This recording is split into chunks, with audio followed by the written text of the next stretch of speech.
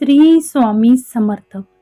स्वामी म्हणतात, जेव्हा जवळची व्यक्ती आपल्याबरोबर चुकीचे वागते, आपल्याला त्रास देते किंवा आपली चुगली करते, तर अशा वेळी आपण कसे वागावे हे आपण आज बघून घेणार आहोत. भक्तांनो, समोरच्या व्यक्तीचा वागण्याचा त्रास आपल्याला तेव्हाच होतो ज्यावेळी आपण समोरच्या व्यक्तीच्या वागण्याला प्रतिसाद देतो. स्वामी म्हणतात, तुम्ही जर त्या व्यक्तीच्या वागण्याला प्रतिसादच दिला नाही तर ती व्यक्ती जे वागते आहे त्याचा आपल्याला त्रास होणार नाही.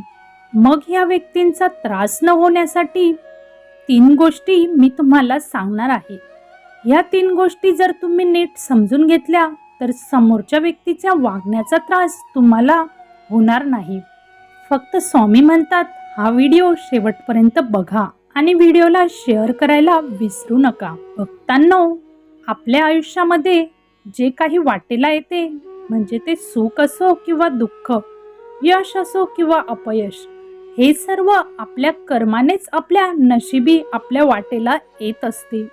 ही जी समोरची व्यक्ती आली जी मला दुःख देत आहे ती काही अशीच आली नाही, ते माझ्याच कर्माचे फळ आहे. भक्तांनो, जेव्हा आपल्याला हे कळते की जी काही परिस्थिती माझ्या समोर येते ती माझ्याच कर्माने येते, हे जर आपण लक्षात घेतले तर आपल्याला समोरच्या व्यक्तीच्या वागण्याचा त्रास होत नाही आणि जी परिस्थिती आली आहे त्या परिस्थितीला सामोरे जाण्याची शक्ती देखील आपल्याला येते.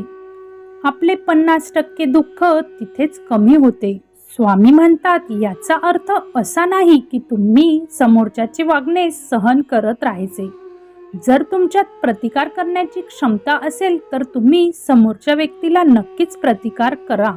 पण जेव्हा तुमच्यामध्ये प्रतिकार करण्याची क्षमता नसेल, सामर्थ्य नसेल, तर तुम्ही तुमच्या मनाला समजवा की हे माझ्याच कर्माचे फळ आहे आणि मला ते भोगावेच लागणार आहे.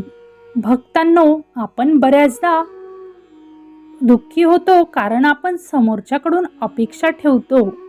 समोरच्याने हेच केलं पाहिजे, समोरच्याने तेच केलं पाहिजे, समोरचा असा वागला पाहिजे, तसा वागला पाहिजे, अशी आपली अपेक्षा असते.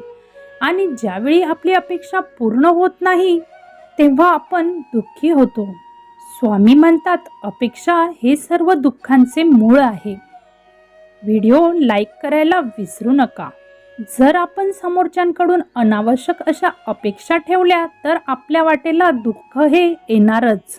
स्वामी म्हणतात, म्हणून स्वतःला प्रश्न विचारा की मी समोरच्यांकडून अनावश्यक अपेक्षा ठेवत तर नाही ना. 3रा मुद्दा, स्वामी म्हणतात, तुम्हाला जर छोट्या छोट्या गोष्टींमधून राग येत असेल तर समजून जा की तुमच्यामध्ये अहंकार आहे. माझ्या बाळा, मला माहीत आहे हे ऐकल्यानंतर तुला थोडा त्रास होईल, पण ही वास्तवता आहे. जेवढा मोठा तुमचा अहंकार असेल तेवढे तुम्ही जास्त दुःखी असाल. ज्या लोकांमध्ये जास्त अहंकार असतो ते लोक संवेदनशील असतात. अशा व्यक्ती छोट्या छोट्या गोष्टी मनाला लगेच लावून घेतात.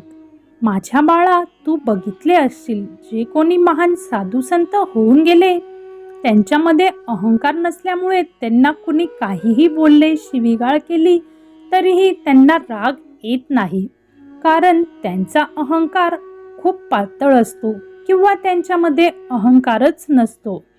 तुमची जर कोणी साधी मस्करीही केली आणि तुम्ही दुःखी होत असाल तर समजून जा की तुमच्यामध्ये खूप अहंकार आहे.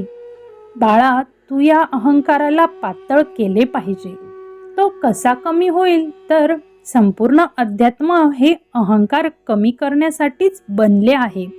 जेवढे जास्त ज्ञान तू संपादन करशील तेवढा तुझ्यामधील अहंकार कमी होईल. तू अध्यात्माकडे वळ, नामस्मरण कर, आमचं नामस्मरण कर, त्यामुळे तुझा अहंकार आपोआप कमी होईल. आमचे ध्यान कर, आमचे नामस्मरण कर आणि आमच्या नामामध्ये संपूर्ण बुडून जा, ज्यामुळे तुझ्यामध्ये अहंकार राहणार नाही किंवा तुझा अहंकार पातळ होईल. आमचे नामस्मरण जरूर घे, तुझ्या जीवनामध्ये अवश्य बदल घडेल. तुला छोट्या छोट्या गोष्टींचा राग येणार नाही आणि तू आनंदी जीवन जगू शकशील. भक्तांनो, व्हिडिओ आवडला तर लाईक, शेअर आणि सबस्क्राईब करायला विसरू नका आणि कमेंटमध्ये श्री स्वामी समर्थ लिहायला विसरू नका.